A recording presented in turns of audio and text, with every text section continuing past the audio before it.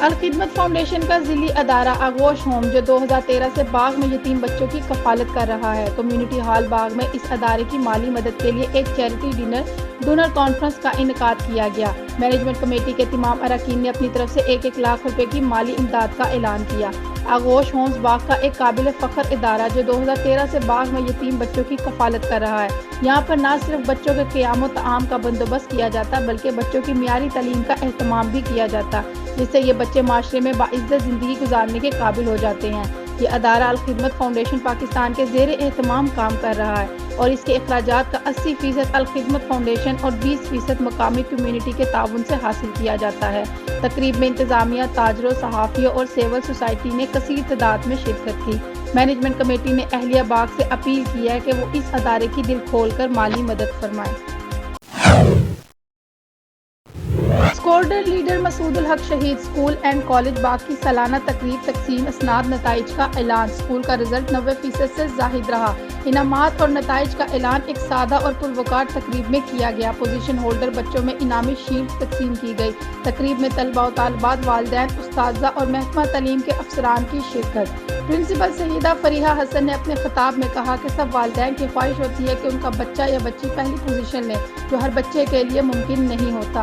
اس پر اکثر والدین اپنے بچوں پر پریشر ڈال دیتے ہیں جو بچوں کی ذہنی صحت کے لیے مظہر ہوتا ہے۔ اگر بچے کم نمبر بھی لیں تو بھی ان کی حوصلہ افزائی کرتے رہیں۔ لیڈر کی اسٹوڈنٹ ہوں، ابھی میں نے 2nd پوزیشن حاصل کی ہے اور اس سب کا کریڈٹ میرے پیرنٹس اور میرے ٹیچرس کو جاتا ہے۔ میرا نام عریشہ رفیق بٹ ہے and I am from squadron leader, اور مجھے آج ایکسلنس ایوارڈ ملا ہے۔ This is all due to my excellence and my excellence is all due to the squadron and thanks for my teachers and everything and I just want to dedicate this to my teachers. Principal squadron leader college Masood ul-Haq شہید۔ آج یہاں پہ ہمارا annual price distribution function تھا اور جس میں ہماری مختصر سی تقریب تھی۔ الحمدللہ وہ بہت اچھی رہی۔ السلام علیکم، میرا نام نایب عبدالخالق ہے، جو میں اسکواڈرن لیڈر کی اسٹوڈنٹ ہوں۔ میں نے 8th کلاس میں 1st پوزیشن حاصل کیا اور یہ سب میرے ماں باپ اور والدین اور میرے ٹیچرس کی دعاؤں کا نتیجہ ہے۔ حکومت کی طرف سے رمضان میں مفت آٹے کی فراہمی عوام کی تذلیل کا باعث بن گئی۔ لمبی لائنیں عوام کے لیے درد سر بن گئی۔ مفت آٹے کی پوائنٹس انتظامیہ کی نااہلی سے افراتفری کا شکار ہونے لگے۔ تفصیلات دیکھتے ہیں ہارون آباد سے ارشد علی گوری کی اس رپورٹ میں۔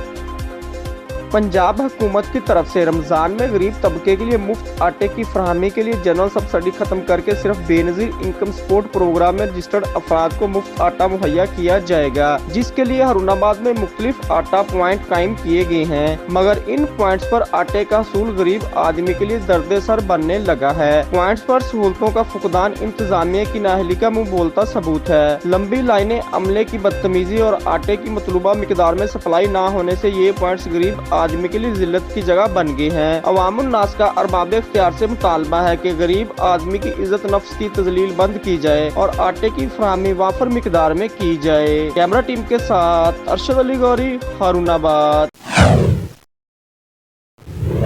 وزیر صحت ڈاکٹر جمال ناصر کے حکم اور secretary primary and secondary health care department Punjab Ali Jan Khan کے زیر نگرانی پورے پنجاب میں 20 تاریخ سے 22 تاریخ تک ہیلتھ ویک منایا جا رہا ہے۔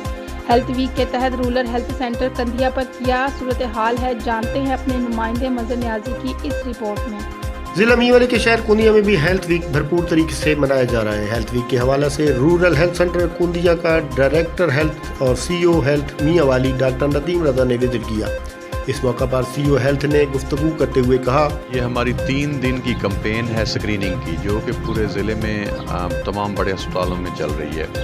تو اس میں گورنمنٹ کا یہ انیشیٹو ہے کہ جتنے بھی مہنگے ٹیسٹ ہیں وہ یہاں پہ عوام کو فری اویلیبل ہوں، جس میں ہیپیٹائٹس بی، سی، HIV، ان کے دمے اور سانس کے مسائل جو ہیں اس سلسلے میں اسکریننگ، عورتوں کا الٹرا ساؤنڈ، تو یہاں پہ ماشاءاللہ اچھا کام ہو رہا ہے۔